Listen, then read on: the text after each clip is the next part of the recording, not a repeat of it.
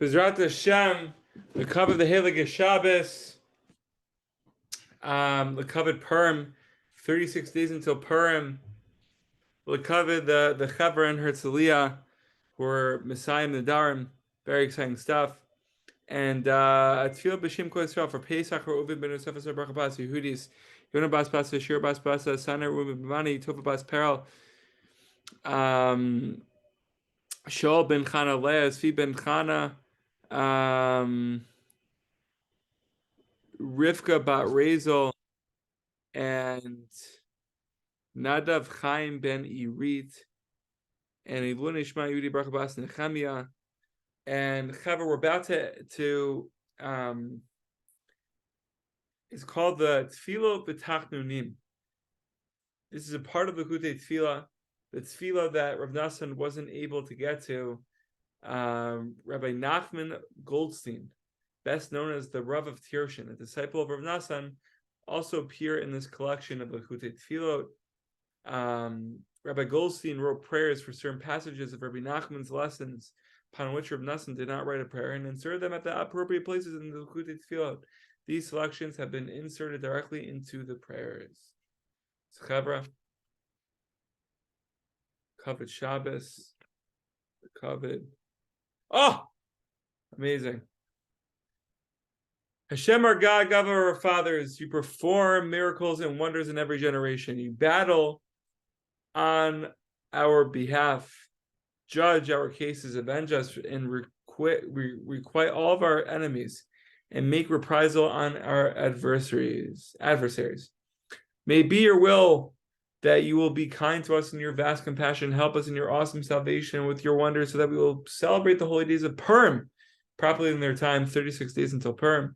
May you perform all the holy mitzvot and apply to Purim with great holiness and purity, with joy and good heart, with great and intense cheer, liveliness, delight, and felicity, with all the details, particulars, intentions, and the 613 commandments that are dependent on them. Bezrat Hashem, Kutei Tefillot, Tefillot B'Tachnunim. Aloha L'Maisa. Aloha L'Maisa. Aloha L'Maisa. Aloha L'Maisa. Right?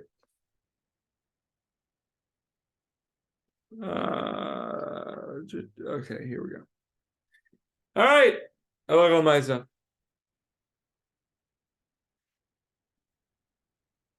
A mourner who is within Shiva, the first 7 days after the death of a parent, sibling, or child, must conduct himself with all the laws of mourning, even on Purim. and he's forbidden to watch any type of joyfulness. However, if he's permitted to wear shoes and sit on a chair, he is permitted to wear shoes and sit on a chair, because those things are visible to all. At night, if he's able to gather a minyan in his house to read the Megillah, it is better than attending the synagogue. If he cannot gather a minyan, he should pray Marav in the house and then go to the synagogue to hear the Megillah reading. If Purim falls on Moshe Shabbos, he should go to the synagogue after the third meal, when it is still day, and remain there for the Megillah reading after Marav. On Purim day, he should go to the synagogue for the Shacharis prayers and the Megillah reading. B'ezrat Hashem Chavra. We should all have health, happiness, and success, mamish. Chapter 3, Mishnah 7. Chapter 3, Mishnah 7. Ami has like a remix going on in the background, Baruch Hashem. I think it's I was trying to find the right one, sorry. Brother, you're obviously the right foreground. The background, could change, but we know you're the one constant. It's unbelievable. Unbelievable. So, very important. Wait. Just seeing.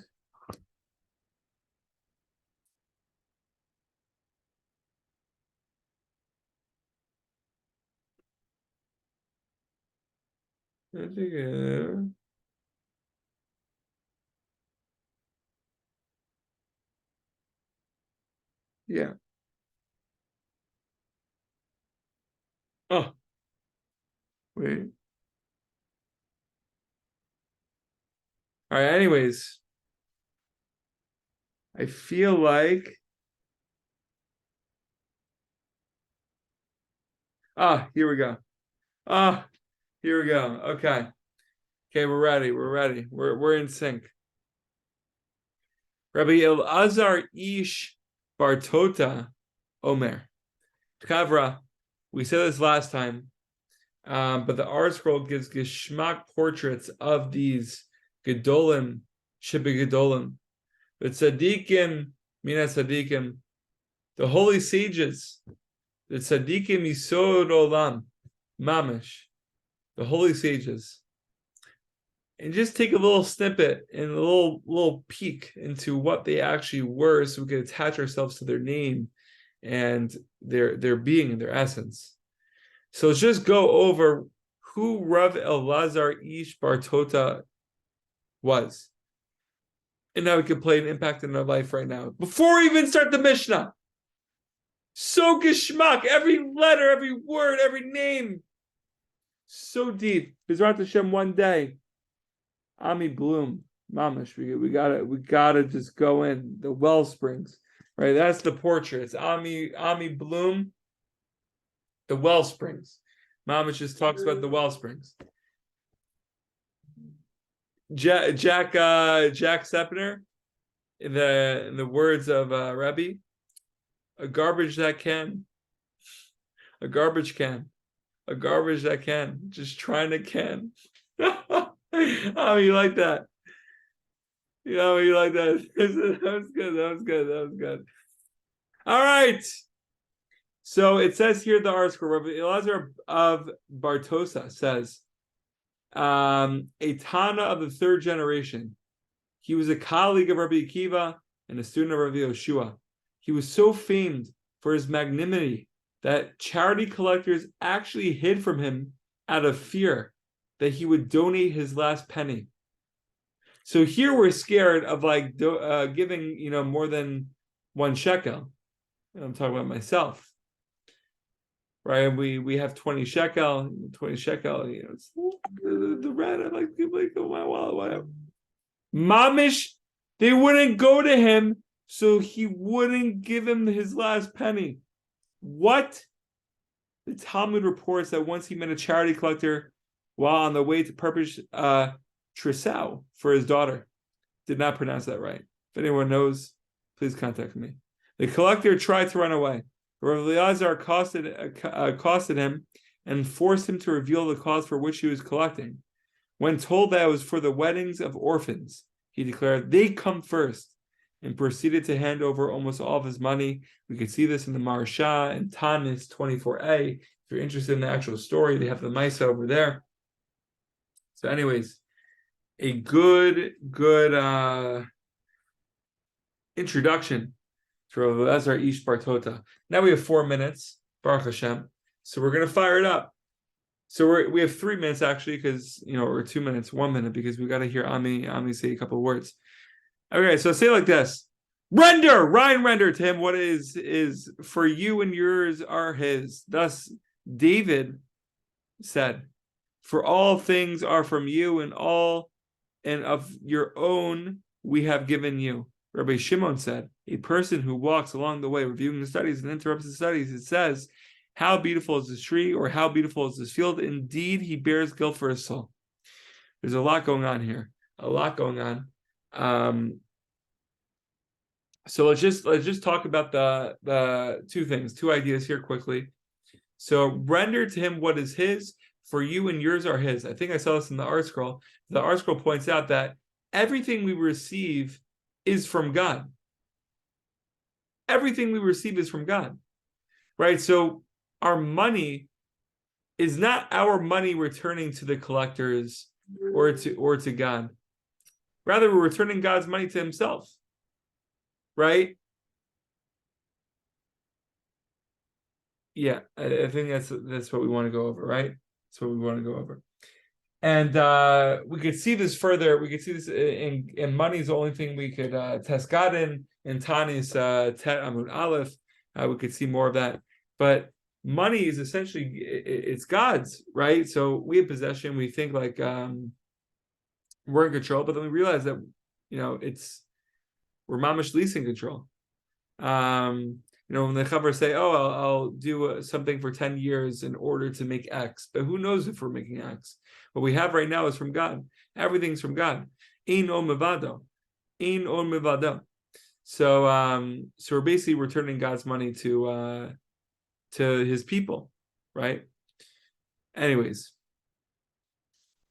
to be continued with that subject. Okay, so we're talking about Torah study.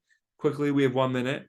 Rabbi Shimon said, a person who walks along the way reviewing his studies, meaning with no interruptions whatsoever.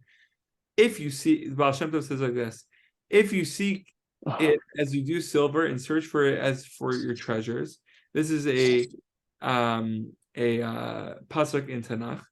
The silversmith, before he connects 2 silver vessels, he cleans both vessels very well, so there will not be a smite of dirt on either one, since dirt creates a barrier, and the joining does not work well. So it is impossible to cling to the Holy One, blessed be He, unless one removes from the heart every smudge of dirt and grime. That is what the verse means. If you seek it as you do silver, just as the silver sticks only through purity, so one must seek to cling to the Torah. Zrat Hashem Chabra, we should know that interruptions. I think Rav Eli pointed this out one time, that like we learn for let's say an hour, right, Daf Yomi, but then you pick up your phone and you look at your phone, that it's really like 30 minutes plus 30 minutes, right? But if you pick up your phone multiple times, then it's like 20 minutes plus 5 minutes plus 10 minutes plus or however many minutes.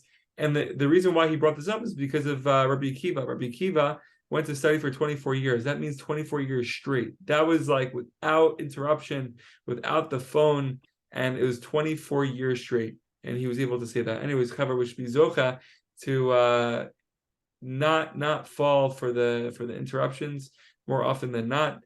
And Bezrat Hashem, we should cling ourselves to the Holy One, blessed be He, clean out the dirt in between ourselves, and mamish be charitable and know that our money is not just ours, it's predetermined from God and it's from heaven. And Bezrat Hashem. Questions, comments, please feel free. The tree, you mentioned the tree. The Katzker says is you. When you're learning in terms of the tree is, you're thinking about yourself. The tree is you.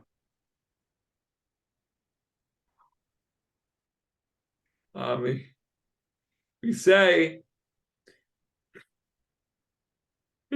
let's just repeat the statement and let's add in Ami's wellspring.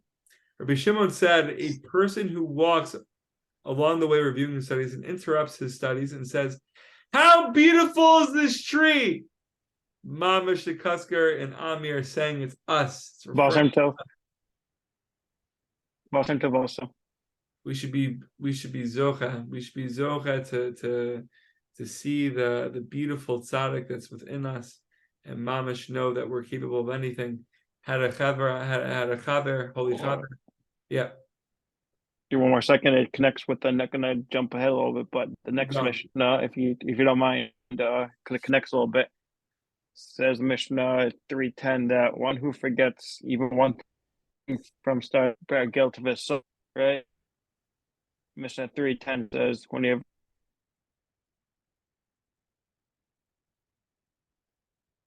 says about Hashem while learning, that's more of a guilt of your soul.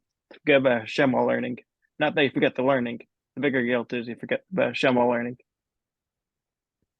To forget Hashem while learning. That's like wait, Rebs, forget the learning. You broke up a little. Just one more time. More of a guilt Hashem than learning, because he says one who forgets the learning, forget. Flip shot is one who forgets the learning, bear guilt of your soul, but the flip side is you forget Hashem while learning, it's more of a guilt.